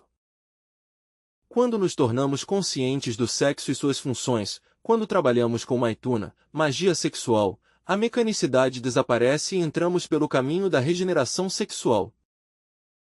O sexo tem o maior poder de escravidão e o maior poder de libertação total. O novo nascimento do qual Jesus falou a Nicodemos depende totalmente do sexo. O anjo interno deve nascer do sexo e só com o maituna podemos lográ-lo. Se quisermos o Natal verdadeiro, necessitamos que o menino Deus de Belém nasça dentro de nós e isso é possível com o maituna, magia sexual. O maravilhoso hidrogênio Si-12 é a matéria com a qual trabalha o sexo e que o sexo fabrica. É semente, a semente dentro da qual se acha em estado latente o anjo interno. Já explicamos que com a transmutação do hidrogênio Si-12 podemos fabricar o verdadeiro corpo astral, o verdadeiro corpo mental e o legítimo corpo causal. Em nossas passadas mensagens já falamos muito claro sobre tudo isso. Nenhum abusador do sexo pode fabricar aos corpos existenciais superiores do ser e por isso esses infelizes continuam depois da morte com os veículos lunares. É impossível que alguém que possua os corpos lunares possa libertar-se das 48 leis. Só fabricando os corpos solares, os corpos existenciais superiores do ser, podemos nos libertar das 48 leis. Existe abuso sexual na ação do sexo através dos outros centros da máquina humana ou na ação dos outros centros através do centro sexual. Cada centro da máquina deve funcionar com sua própria energia, porém desgraçadamente os outros centros da máquina roubam a energia do sexo. Quando os centros intelectual, emocional, do movimento e do instinto roubam a energia sexual, existe então abuso sexual. O que é mais grave de tudo isso é que o centro do sexo tem, por sua vez, que roubar energia dos outros centros com o propósito de poder trabalhar. Tudo isso é abuso sexual. Quando o sexo trabalha com seu próprio hidrogênio Si-12, pode-se então transmutar para fabricar os corpos existenciais superiores do ser. Infelizmente as pessoas abusam da energia sexual, gostam da desordem e de malgastar o hidrogênio Si-12. É fácil descobrir o abuso sexual nas pessoas. Quando há abuso sexual, o intelecto, a emoção, o movimento e o instinto têm um certo sabor especial, certo matiz inconfundível, certo apaixonamento, certa veemência que não deixa lugar a nenhuma dúvida. Pode-se ver tudo isto nos planos mentais dos senhores da guerra, nas touradas de Manolete, nos esforços apaixonados dos futebolistas em uma Olimpíada, nos violentos instintos passionais das pessoas. Onde quer que haja esbanjamento de intelecto diabólico, emoções violentas, movimentos passionais, corridas apaixonantes de automóveis, cavalos e bicicletas, jogos olímpicos, etc., ou também instintos bestiais em ação, é claro que existe então abuso sexual. O que é mais grave de todo esse abuso é que o centro do sexo se vê então obrigado a trabalhar com hidrogênios mais pesados, que correspondem aos outros centros. Quando o sexo se vê obrigado a trabalhar com hidrogênios como o 48, o 24, etc., é impossível então fabricar os corpos existenciais superiores do ser. Aqueles que gozam com filmes, novelas e pinturas pornográficas utilizam a energia sexual no centro pensante e é claro que ficam com a tendência a satisfazer-se unicamente com fantasia sexual e, cedo ou tarde, adquirem a impotência do tipo psicossexual, a daqueles que, quando de verdade vão efetuar o ato sexual, fracassam lamentavelmente. Quando o centro emocional rouba a energia sexual, vêm então os sentimentalismos estúpidos, os ciúmes, a crueldade, etc., etc. Quando o centro do movimento trabalha com o hidrogênio C12 roubado do sexo, aparecem os abusadores do centro do movimento, os jogadores de futebol, os acrobatas do circo, os ciclistas das grandes corridas, etc. Quando o centro do instinto rouba a energia sexual, há então esbanjamento em atos instintivos, passionais, violentos. O abuso sexual termina de verdade quando estabelecemos dentro de nós mesmos um centro de gravidade permanente. Já o dissemos e tornamos a repetir que o eu é legião de diabos. O eu existe em forma pluralizada. Os 5 cilindros da máquina humana dão origem e força às legiões de pequenos eus, que, em seu conjunto, constituem isso que se chama ego, o eu, o mim mesmo. O eu pluralizado gasta torpemente a essência que temos dentro de nós para fabricar alma. Quando dissolvemos o eu pluralizado, termina o gastador e então a essência acumula-se dentro de nós mesmos, convertendo-se em um centro de gravidade permanente. Quando estabelecemos dentro de nós mesmos um centro de gravidade permanente, o sexo vem a trabalhar com sua própria energia, com seu próprio hidrogênio, o hidrogênio C12.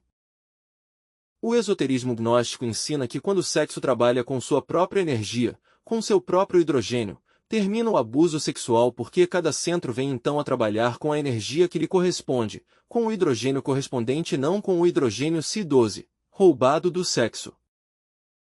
É necessário dissolver o eu se quisermos que termine o abuso sexual. Muitos iniciados, no passado, dissolveram o eu em parte, e, graças a isso, fabricaram os corpos existenciais superiores do ser. Desgraçadamente muitos logo esqueceram a necessidade de desintegrar o eu totalmente, em forma radical. O resultado de semelhante esquecimento foi um novo robustecimento do eu pluralizado. Iniciados de semelhante classe converteram-se em anasmucianos com duplo centro de gravidade. Esta classe de sujeitos tem, nos mundos internos, dupla personalidade, uma branca e outra negra. Um exemplo é Andrameleque. Quando invocamos este mago no mundo molecular, pode vir a nós um grande adepto da loja branca ou também um grande adepto da loja negra. São 2 adeptos, e, não obstante, um mesmo indivíduo. Andrameleque é um anasmuciano com duplo centro de gravidade. É mago branco e negro ao mesmo tempo. Quem quiser de verdade não correr a horrível sorte de Andrameleque tem que trabalhar intensivamente com os 3 fatores básicos da revolução da consciência. Quem quiser se libertar das 48 leis deve acabar com o abuso sexual. Quem quiser acabar com o abuso sexual deve aniquilar o eu, reduzi-lo a pó. É urgente estabelecer um completo equilíbrio de todos os 5 centros da máquina e isto só é possível dissolvendo o eu. Capítulo 9 O eu e o ser. Em matéria de psicologia devemos fazer uma diferenciação exata entre o eu e o ser. O eu não é o ser nem o ser é o eu. Todo mundo diz, meu ser, pensa em seu ser, porém não sabe que coisa é o ser e o confunde com o eu. Quando batemos em uma porta, alguém pergunta, quem bate?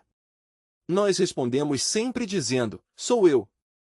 Nisto não cometemos erro e a resposta é exata.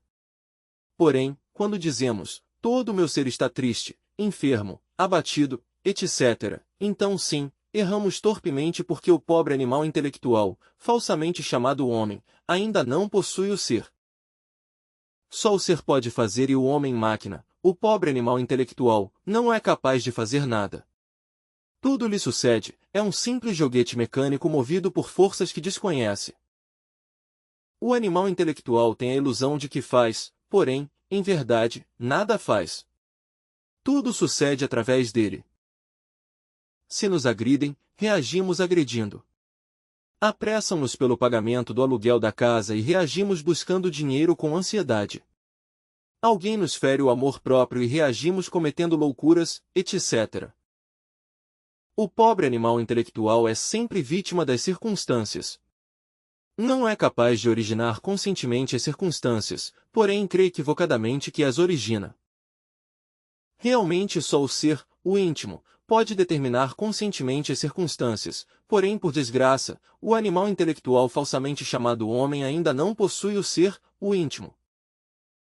Muitos estudantes de escolas pseudo-esotéricas e pseudo-ocultistas, cheios de refinadas ambições metafísicas, cometem o erro de dividir seu querido eu em duas metades arbitrárias e absurdas.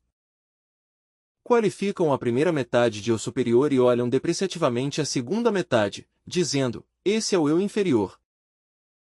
O mais curioso de tudo isto, o mais cômico e trágico ao mesmo tempo, é ver esse desgraçado eu inferior lutando desesperadamente para evoluir e aperfeiçoar-se para conseguir algum dia a ansiada união com o eu superior.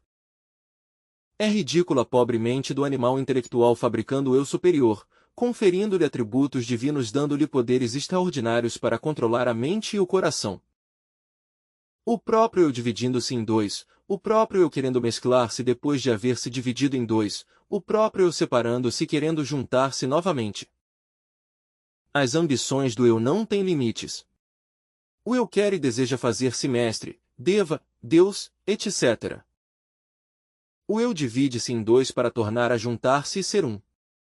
Assim crê equivocadamente o eu que pode ver coroadas de êxito suas ambições superdivinas.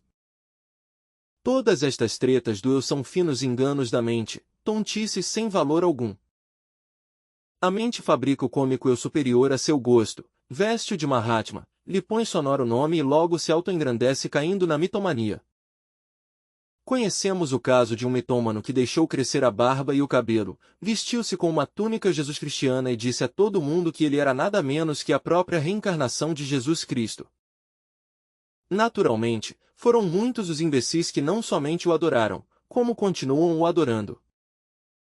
A mente, ao ter o mau gosto de criar o eu superior como um ente separado e superdivino, costuma falsear a realidade supondo equivocadamente que dito ente é o ser, o íntimo, o real.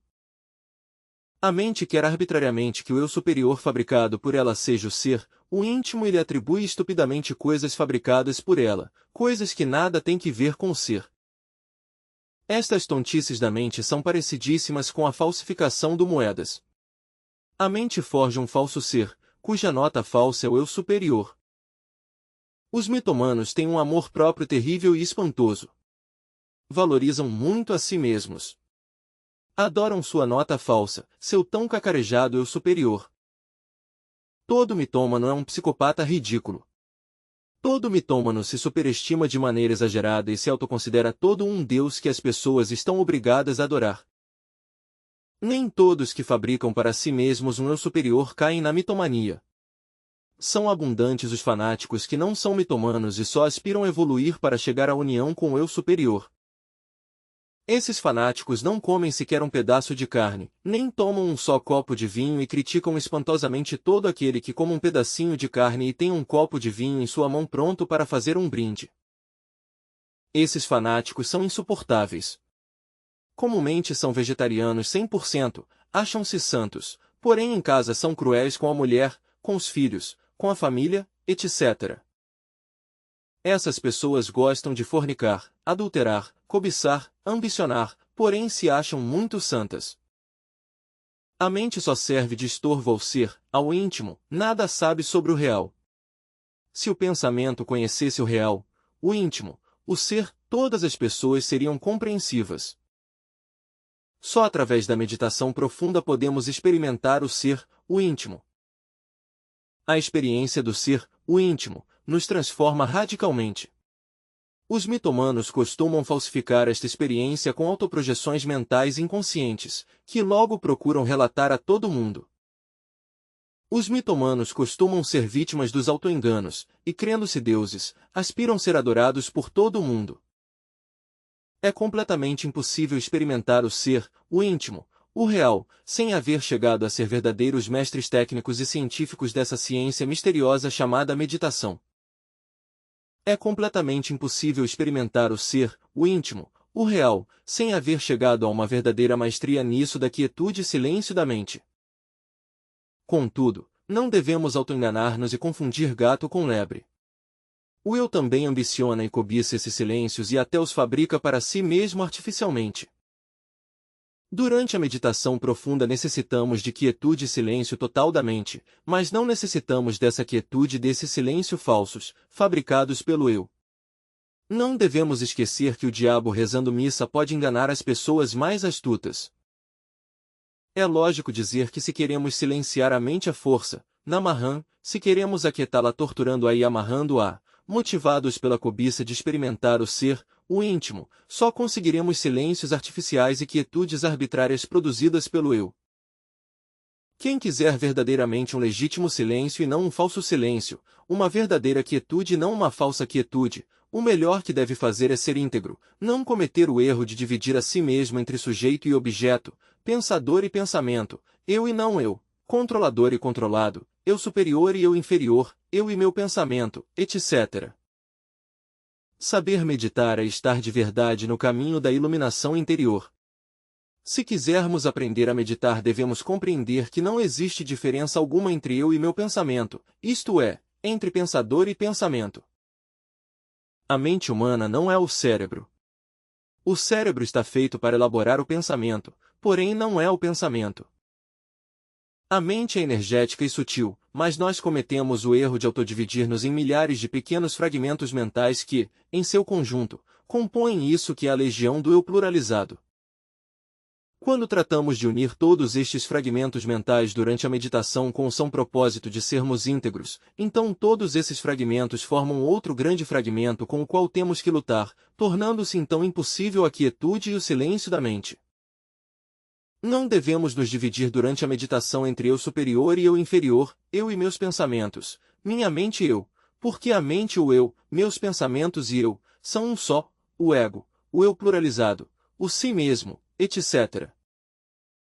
Quando compreendemos de verdade que o tal eu superior e o eu inferior, assim como meus pensamentos e eu, etc., são todo o ego, o mim mesmo, é claro que por compreensão total nos libertamos do pensamento dualista, a mente fica quieta de verdade e em profundo silêncio.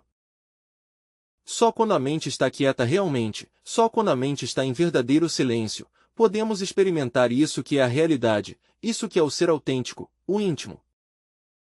Enquanto a mente estiver engarrafada no dualismo, é totalmente impossível sermos íntegros. A essência da mente, o Buddhata, é preciosíssima, porém desgraçadamente está engarrafada no batalhar das antíteses. Quando a essência da mente durante a meditação se escapa da garrafa dos opostos, podemos experimentar o real, o ser, o íntimo. Há dualismo quando eu trato de reunir todos os fragmentos de minha mente em um só. Há dualismo quando minha mente é escrava do bem e do mal, do frio e do calor, do grande e do pequeno, do agradável e do desagradável, do sim e do não, etc. Há dualismo quando nos dividimos entre eu superior e eu inferior e aspiramos que o eu superior nos controle durante a meditação. Quem alguma vez experimentou ser durante a meditação, fica curado para sempre do perigo de cair na mitomania. O ser, o íntimo, o real, é totalmente distinto disso que os pseudo-esoteristas e pseudo-ocultistas chamam de eu superior ou eu divino. A experiência do real é completamente diferente, distinta de tudo aquilo que a mente experimentou alguma vez. A experiência do real não pode ser comunicada a ninguém porque não se parece a nada do que a mente experimentou antes. Quando uma pessoa experimentou o real compreende então muito profundamente o estado desastroso em que se encontra e só aspira conhecer-se a si mesmo, sem desejar ser mais do que é. Hoje em dia, o pobre animal intelectual falsamente chamado homem só tem um elemento útil. Este elemento é o Buddhata, a essência da mente com a qual podemos experimentar o ser, o íntimo, o real.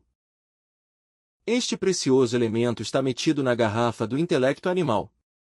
Quando durante a meditação interior profundamente fica totalmente quieta e em absoluto silêncio, por dentro e por fora, não somente no nível superficial, mas também em todos os diferentes níveis, camadas, zonas e terrenos subconscientes, então a essência, o precioso elemento, se escapa da garrafa e se funde com o ser, com o íntimo, para experimentar o real. Capítulo 10. A verdade. Muitas pessoas creem em Deus e muitas são ateias, não creem em Deus. Existem também muitos indivíduos que nem creem nem deixam de crer, estes procuram portar-se bem na vida, porque se por acaso Deus existir mesmo. Nós dizemos que a crença em Deus não significa haver experimentado isso que é verdade, isso que se chama Deus. Nós dizemos que duvidar da existência de Deus não significa haver experimentado a verdade. Necessitamos experimentar isso que pode transformar-nos radicalmente, isso que muitos chamam Deus, Alá, Tão, Zen, Brahma, Inri ou como se lhe queiram chamar. A mente do crente está engarrafada na crença e esta última não é a experiência de isso que é a verdade, Deus, Alá ou como queiramos chamá-lo. A mente do ateu está engarrafada na incredulidade e esta última tampouco é a experiência de isso que é a verdade, Deus, Brahma, etc. A mente que duvida da existência de Deus está engarrafada no ceticismo e este não é a verdade. O que é, aquilo que é a verdade, Deus, Alá, Tão, Zen, Brahma ou como queiramos chamar a isso que não tem nome, é totalmente diferente da crença, da negação e do ceticismo. Enquanto a mente estiver enfrascada em qualquer um destes três fatores da ignorância, não pode experimentar isso que os chineses chamam Tão, isso que é o divinal, isso que é verdade, Deus, Alá, Brahma, etc. Quem experimentou alguma vez isso que não se pode definir sem se desfigurar, isso que alguns chamam Deus, é claro que passa por uma transformação radical, total e definitiva. Quando Pilatos perguntou a Jesus, o que é a verdade? Jesus guardou silêncio. Quando fizeram a mesma pergunta ao Buda, ele deu as costas e se retirou. A verdade é incomunicável como é incomunicável o sublime êxtase que sentimos quando contemplamos um belo pôr do sol. A verdade é questão de experiência mística e só através do êxtase podemos experimentá-la. Todo mundo pode dar-se ao luxo de opinar sobre a verdade, porém a verdade nada tem a ver com as opiniões. A verdade nada tem a ver com o pensamento. A verdade é algo que somente podemos experimentar em ausência do eu. A verdade vem a nós como ladrão na noite quando menos se espera. Realmente, a verdade é algo bastante paradoxal. Quem a sabe não a diz e quem a diz não a sabe. A verdade não é algo quieto e estático. A verdade é o desconhecido de momento em momento. A verdade não é uma meta onde devemos chegar. A verdade encontra-se escondida no fundo de cada problema da vida diária. A verdade não pertence ao tempo nem à eternidade. A verdade está além do tempo e da eternidade. A verdade, Deus, Alá, Brahma, ou como queiram chamar isso que é a grande realidade, é uma série de vivências sempre expansivas e cada vez mais e mais profundamente significativas. Algumas pessoas têm uma ideia sobre a verdade e outras pessoas outras ideias. Cada um tem sobre a verdade suas ideias próprias, porém a verdade nada tem a ver com as ideias, pois é totalmente diferente de todas as ideias. No mundo há muitas pessoas que creem ter a verdade sem havê-la experimentado realmente, e em geral essas pessoas querem ensinar a verdade aos que de fato a experimentaram alguma vez. A experiência da verdade torna-se impossível sem a sábia concentração do pensamento. Existem dois tipos de concentração. O primeiro é exclusivista e o segundo é pleno, total, não exclusivista. A verdadeira concentração não é o resultado da opção com todas suas lutas, nem de escolher tais ou quais pensamentos. Isso de dizer eu opino que este pensamento é bom e aquele outro é mau, ou vice-versa, ou ainda, não devo pensar nisto, e que é melhor pensar naquilo, etc., forma, de fato, conflitos entre a atenção e a distração e onde há conflitos não pode existir quietude e silêncio da mente. Nós devemos aprender a meditar sabiamente conforme surja na mente cada pensamento, cada lembrança, cada imagem, cada ideia, cada conceito, etc. Devemos olhá-lo, estudá-lo, extrair de cada pensamento, recordação ou imagem, etc. o melhor. Quando o desfile de pensamentos terminou, a mente fica quieta em profundo silêncio e então a essência da mente escapa e advém a experiência de isso que é a verdade. Capítulo 11 Os ocultos níveis do subconsciente. Certa noite não muito longínqua de outono, um estudante gnóstico dizia a seu mestre: não me interessa autorrealizar-me ou aperfeiçoar-me, a única coisa que me interessa é trabalhar pela libertação do proletariado e, quanto ao resto, que nos leve o diabo. Água e sabão não prejudicam a ninguém, foi a resposta do mestre. Podes continuar trabalhando pelo proletariado, porém lava-te com bastante água e sabão. O estudante compreendeu a parábola do mestre e guardou então profundo silêncio. Há pessoas que se asseiam por fora, não comem carnes, não bebem, não fumam, presumem-se de castas, porém, à noite têm poluições noturnas. Há pessoas que cobiçam não ser cobiçosas. Essas pessoas aborrecem a cobiça e não obstante cobiçam não ser cobiçosas. São muitos os que cobiçam virtudes. O eu se encanta com as medalhas, as honras, as virtudes. As pobres pessoas acham que cobiçando as virtudes conseguirão possuí-las.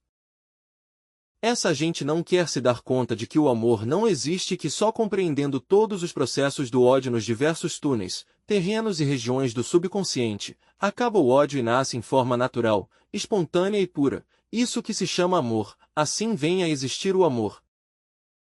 As pessoas cobiçam a virtude do altruísmo, mas somente compreendendo profundamente como se processa o egoísmo nos diferentes níveis do subconsciente, podemos aniquilar o egoísmo. Morto o egoísmo nasce em nós, sem esforço algum, a flor preciosa do altruísmo. As pessoas cobiçam a virtude preciosa da humildade. Essa pobre gente não quer compreender que a humildade é uma flor muito exótica. Com o simples fato de sentir-nos satisfeitos com essa virtude, ela já deixa de existir em nós. É necessário compreender profundamente todo o processo do orgulho nos diferentes níveis ocultos do subconsciente. Assim termina o orgulho.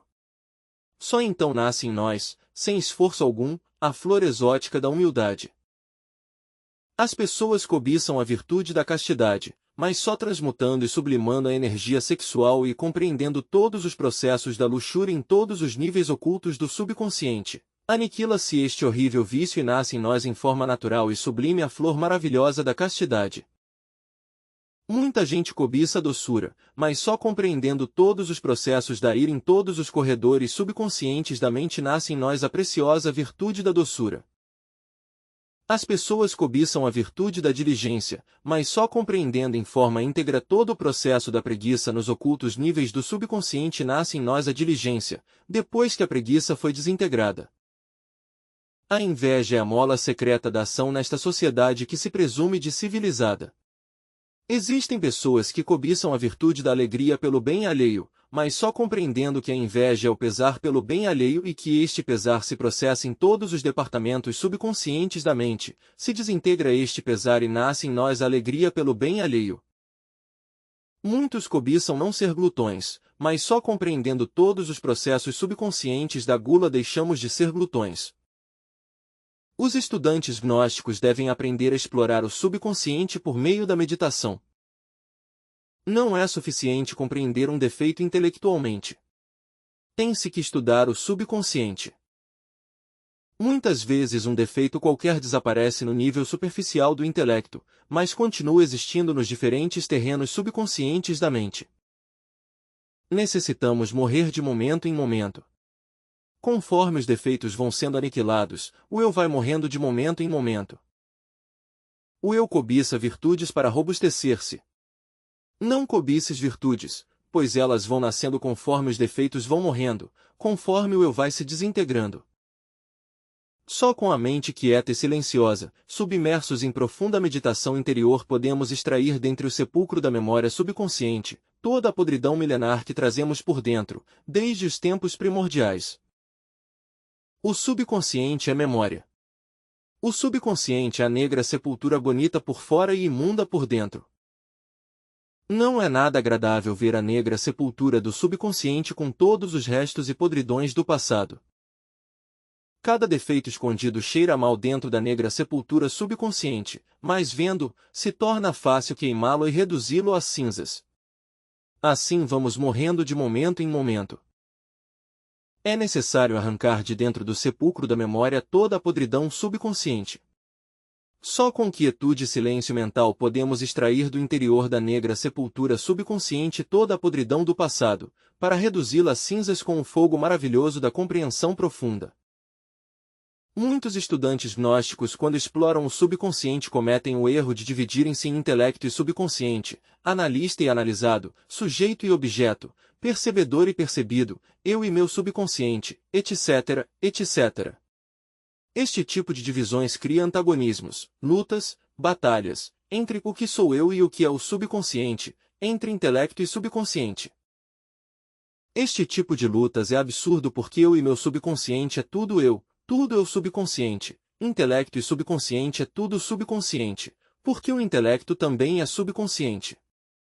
O animal intelectual é subconsciente em 97%. O homem-máquina ainda não despertou a consciência. Por isso unicamente é homem-máquina. Quando a mente se divide entre intelecto e subconsciente, analista e analisado, etc., há antagonismos e lutas, e onde há antagonismos e lutas não existe então quietude e silêncio da mente. Só com quietude e silêncio mental perfeito, podemos extrair da negra sepultura mental subconsciente toda a podridão do passado, para queimá-la e reduzi-la a pó com o fogo da compreensão. Não digamos, meu eu tem ira, cobiça, luxúria, orgulho, preguiça, gula, etc. Melhor é dizer, eu tenho ira, cobiça, luxúria, inveja, orgulho, preguiça, gula, etc., etc. Capítulo 12. O mestre chinês Anshan. Chegou até nós um resumo da autobiografia do mestre chinês chamado Anshan que bem vale a pena comentar para melhor compreensão desta mensagem. O mestre chinês Anshan nasceu em Xuanxia, na formosa comarca chinesa de Nanquim. A Mãe Divina anunciou em sonhos a uma mulher muito humilde da comarca de Nanquim que conceberia um menino e de fato ela concebeu um belo menino que nasceu a 12 de outubro de 1545. Esse menino foi o grande mestre chinês chamado Anshan. Em 1546, quando o menino contava tão só 12 meses de idade, esteve a ponto de morrer devido a uma grave enfermidade. Porém sua humilde mãe orou cheia de fé à Mãe Divina Kundalini pedindo-lhe a saúde do menino e prometendo-lhe de todo o coração que se o menino sarasse ela o entregaria ao monastério para que se tornasse monge. Quando o menino sarou, sua boa mãe fez anotar seu nome no monastério budista da longevidade. O menino Anshan, desde tenra idade, demonstrou ser realmente um mestre. Depois da morte de um tio e do nascimento do filho de uma tia, Anshan preocupou-se intensamente por estudar os mistérios da vida e da morte. A mãe de Anshan foi realmente muito severa com este menino. Em certa ocasião disse, tenho que vencer nele sua natureza demasiado delicada, a fim de que possa estudar como se deve. Ao atingir a idade conveniente, o menino ingressou no monastério e converteu-se em um verdadeiro devoto de Kannin, a Mãe Divina. Em certa ocasião recitou ante sua mãezinha chinesa todo o Sutra da Bodhisattva Kannin. Como é natural, sua mãezinha encheu-se de grande assombro. Conta a tradição que quando o mestre Tashou Shao viu este belo menino, exclamou cheio de alegria, este menino chegará a ser um mestre dos homens e dos céus. Quando o citado mestre interrogou o menino sobre o que queria ser, se um alto funcionário público ou um Buda, o menino respondeu com plena segurança, quero ser um Buda. Quando jovem, Anshan sentiu-se profundamente preocupado em seguir a carreira esotérica, após ter lido a vida do grande mestre chinês Xun Difeng. Desde então dedicou-se à vida espiritual. Diz a tradição que o Buda Amida lhe apareceu nos mundos internos junto com os Bodhisattvas Kannin e Tashin. Não cabe a menor dúvida de que tudo isto foi definitivo para que Anshan se entregasse de cheio à vida esotérica. Anshan adotou o nome de Xing Yin, depois de haver escutado uma maravilhosa conferência sobre as 10 portas misteriosas. Quando Xingyi chegou à idade de 20 anos, o mestre do monastério, seu grande mestre, morreu. Porém, antes de morrer chamou todos seus monges e lhes disse: tenho 83 anos e muito logo terei de abandonar este mundo. Tenho atualmente 80 discípulos, porém o discípulo que haverá de continuar minha obra é Anshan, Xingyin. Depois de minha morte deveis obedecê-lo e havereis de respeitar sua palavra, sem levar em conta a sua idade. Assim foi como o mestre chinês chamado Anshan iniciou neste mundo sua grande obra. Quando estudou o livro de Shaolong e corrigiu as provas, ficou iluminado ao ler uma frase de um velho Brahmin que regressa à sua casa já muito idoso e os vizinhos exclamavam: vejam, aquele homem de então ainda existe. E responde o ancião Brahmin: oh, não, pareço ser um velho, mas em realidade não o sou. Anshan, ao ler isto, disse: em realidade os dharmas não têm começo nem fim. Quão verdadeiro é isto, quão verdadeiro! O mestre Fakua instruiu profundamente Anshan sobre a técnica científica da meditação, lhe ensinou também a dissociação da mente, a subconsciência e as percepções sensoriais e como manter-se afastado dos caminhos sagrados e mundanos do conhecimento, durante a meditação. As associações da mente para formar frases, recordações, imagens, ideias, desejos, etc., constituem a causa fundamental da incessante tagarelice e de todo o batalhar das antíteses. Se à base de compreensão logramos a dissociação mental, se à base de compreensão conseguimos a dissociação de todas as recordações subconscientes, se à base de compreensão logramos eliminar os elementos subjetivos de nossas percepções, então é claro que a mente fica quieta e em silêncio, não só no nível superficial, mas também nos níveis mais profundos do subconsciente. Anshan alcançou a quietude e silencio da mente e converteu-se de fato em um iluminado mestre de perfeição. Os velhos sábios diziam: se não permites que tua mente se perturbe ao escutar o som da água que corre durante 30 anos, chegarás à compreensão milagrosa do Avalokitesvara. Anshan converteu-se em um atleta da meditação interna e nada podia perturbá-lo. Sua comida consistia em grãos, verduras e arroz em quantidade suficiente para viver. Anshan converteu-se em um verdadeiro atleta da quietude e do silêncio da mente e é claro que chegou à iluminação. O resultado ou consequência da iluminação são os poderes que muitos cobiçam, porém que vêm ao místico sem necessidade de cobiçá-los, quando realmente chegou à iluminação. Conta Anshan que um dia, depois de haver comido seu cozido à base de arroz, verduras, etc., saiu a caminhar, porém de repente deteve-se surpreendido ao ver que não tinha corpo, nem mente. Então só viu um todo iluminado onipresente, perfeito, lúcido e sereno. A partir de então todos os poderes de clarividência positiva, clareaudiência formidável, telepatia, intuição régia, etc., despertaram-se totalmente em Anshan graças à quietude e silêncio da mente como consequência da iluminação. Anshan compôs este precioso poema transcrito por Chanshen Shi: quando reina a serenidade perfeita, alcança-se a verdadeira iluminação. Como a reflexão serena inclui todo o espaço, posso tornar a olhar o mundo que está formado de sonhos e só sonhos. Hoje compreendo realmente a verdade e a justeza dos ensinamentos de Buda. Anshan, à base de muitíssima meditação íntima e com a suprema quietude e silêncio da mente, logrou despertar o Buddhata, isto é, a essência, a consciência. Durante as horas de sono Anshan deixou de sonhar e vivia nos mundos superiores totalmente desperto. Ao regressar ao corpo físico depois do descanso do sono, trazia a seu cérebro físico todas as recordações de suas experiências nos mundos superiores. Tudo isto Anshan conseguiu à base de quietude e silêncio mental. Uma noite, enquanto seu corpo físico dormia, Anshan entrou no templo da grande sabedoria. Os mestres Xing Yan e Miao Feng em seus corpos astrais receberam-no com imensa alegria. Nesse templo Anshan recebeu o ensinamento preciosíssimo da entrada ao Dharmadhatu. Por esse ensinamento Anshan soube o que são, no fundo, as leis de evolução ou progresso e involução ou retrocesso. Também compreendeu Anshan que existem muitas terras búdicas que se penetram e compenetram mutuamente sem se confundirem e que a principalidade e o serviço são fundamentais nessas terras. Anshan compreendeu que o que em nós discrimina é a subconsciência e o que não discrimina é a sabedoria. Anshan compreendeu que a pureza ou a impureza dependem totalmente de nossa mente. Anshan esteve em corpo astral dentro do templo de Maitreya Bodhisattvas. Foi este quem, lendo em um rolo que abriu, disse: o que em nós discrimina é a subconsciência, o que não discrimina é a sabedoria. Se dependes da subconsciência te corrompes, se te apoias na sabedoria obterás a pureza. Da corrupção provém a vida e a morte. Se as pessoas alcançam a pureza não haverá necessidade de Budas. Quando Anshan regressou à sua casa depois de muitíssimos longos anos de ausência, os vizinhos perguntaram à sua mãe: e este, de onde veio? Veio por barco ou por terra? A mãe respondeu: vem a nós desde o vazio.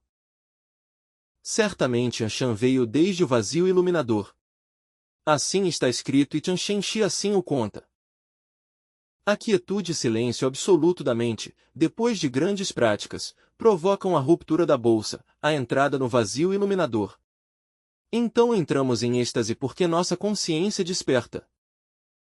Saudações finais. Envio com imenso amor minha fervorosa saudação de Natal e Ano Novo de 1965 a 1966 a todos os irmãos gnósticos do mundo inteiro. É necessário que todos vós, irmãos meus, compreendais que estamos dando a segunda parte de nossa mensagem. Estudais, amadíssimos, praticais a meditação em todos os lumisiais e também individualmente.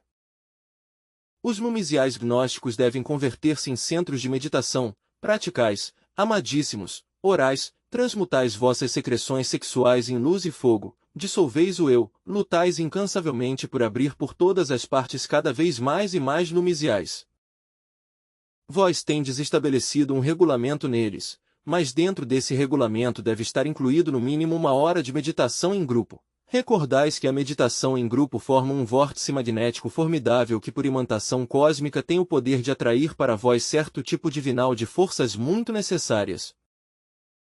Todo lumisial deve ser um centro de meditação, multiplicado em todos os lumisiais para o bem da grande obra do Pai. É urgente que todo lumisial tenha seus missionários e estes trabalhem com suma intensidade abrindo por todos os lugares mais e mais lumisiais. Quisesse que cada um de vós depois de estudar esta mensagem de Natal escrevesse um comentário e o enviasse a mim por correio. Também se não entendesseis algo, amadíssimos, escrevai-me, perguntai-me e com o maior gosto responderei dando explicações, pois é meu dever, esse é meu trabalho, para isso estou entre vós, nenhuma carta ficará sem resposta, repito, me alegra receber vossas letras. Toda carta deve vir ao México sob o nome rotulado do senhor secretário do movimento gnóstico, Rafael Ruiz Ochoa, pessoa de inteira confiança responsável por receber minha correspondência. Algumas pessoas cometem o erro de emitir cartas rotuladas com o nome pessoal ou sagrado do autor deste trabalho e é claro que, como o local M7858 México DF está em nome do senhor secretário Rafael Ruiz Ochoa, o resultado é que tais cartas se perdem ou são devolvidas e isso é realmente muito lamentável. Nenhuma carta ficará sem resposta. O mestre Samael A1VO responderá com infinita alegria. Também ponhais bem claro vossos endereços postais ou dados domiciliares. Muitas cartas vêm com esses dados confusos, indecifráveis e então se faz impossível respondê-las. Volto a dizer como devereis rotular as cartas dirigidas a mim, Sr. Dom Rafael Ruiz Ochoa. Aparatado postal M7858 México DF. Amadíssimos, recebais minha saudação gnóstica, paz inverencial. Que a estrela de Belém resplandeça em vossos caminhos. Lhes desejo de todo o coração feliz Páscoa e próspero Ano Novo. Samael A1VO. Convite do Congresso Internacional Gnóstico. O movimento gnóstico tem a honra de convidá-los ao seu Congresso Internacional que se celebrará na cidade de Barranquilla, Colômbia, no ano de 1968, 7º ano de Aquário. Samael A1VO renuncia aos direitos autorais hoje, meus queridos irmãos, e para sempre, renunciei e seguirei renunciando aos direitos de autor. Tudo o que desejo é que esses livros sejam vendidos de forma barata, ao alcance dos pobres, ao alcance de todos que sofrem e choram. Que o mais infeliz cidadão possa obter este livro com os poucos trocados que leva em seu bolso. Isso é tudo. Samael A1VO, Primeiro Congresso Gnóstico Internacional, Guadalajara, México.